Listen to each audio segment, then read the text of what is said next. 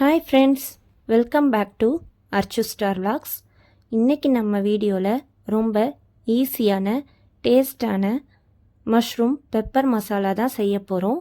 வீடியோக்குள்ளே போகிறதுக்கு முன்னாடி நம்ம சேனலை சப்ஸ்கிரைப் பண்ணாதவங்க சப்ஸ்கிரைப் பண்ணிக்கோங்க. பக்கத்தில் இருக்க பெல் பட்டனையும் கிளிக் பண்ணிக்கோங்க. இன்றைக்கி நம்ம ரொம்ப செமி கிரேவியாக செய்ய போகிறோம். இது எல்லா டிஃபன் வெரைட்டிக்குமே மேட்சான சைட் டிஷ்ஷாக இருக்கும். எல்லாருமே விரும்பி சாப்பிடுவாங்க.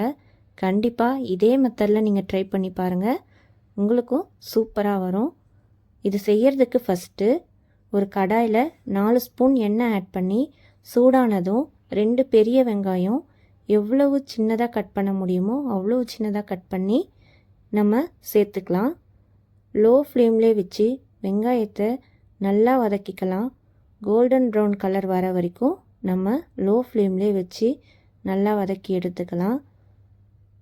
கோல்டன் ப்ரௌன் கலர் இப்படி வந்ததும் இது கூட 1 ஸ்பூன் இஞ்சி பூண்டு பேஸ்ட் ஆட் பண்ணி பச்சை வாசனை போகிற அளவுக்கு நல்லா வதக்கி எடுத்துக்கலாம். இப்போ 2 மீடியம் சைஸ் தக்காளி சின்னதாக கட் பண்ணி வச்சுருக்கேன், அதையும் ஆட் பண்ணி நல்லா வதக்கிக்கலாம். தக்காளி சீக்கிரம் வதங்கிறதுக்கு லைட்டாக உப்பு ஆட் பண்ணி வதக்கிக்கலாம். இதுக்கு நம்ம ஒரு பொடி ரெடி பண்ணி வச்சுக்கலாம். இதுக்கு மிக்ஸி ஜாரில் 1 ஸ்பூன் சோம்பு 2 ஸ்பூன் மிளகு ஆட் பண்ணி கிரைண்ட் பண்ணி எடுத்து ஓரமாக வச்சுக்கலாம்.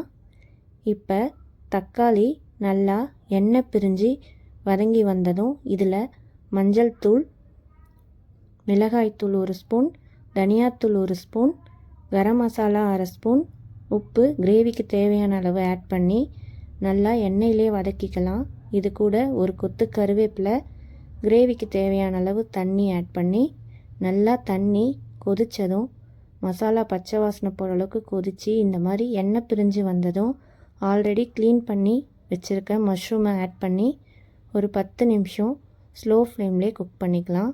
இந்த மாதிரி குக்காய் வந்ததுக்கப்புறமா ஆல்ரெடி நம்ம ரெடி பண்ணி வச்சுருக்க பொடி இருக்கு இல்லையா, அரைச்ச பொடி, அதையும் ஆட் பண்ணி 2 ஸ்பூன் ஆட் பண்ணிக்கலாம். உங்களுக்கு காரம் அதிகம் பிடிக்குதுன்னா 3 ஸ்பூன் ஆட் பண்ணிக்கலாம்.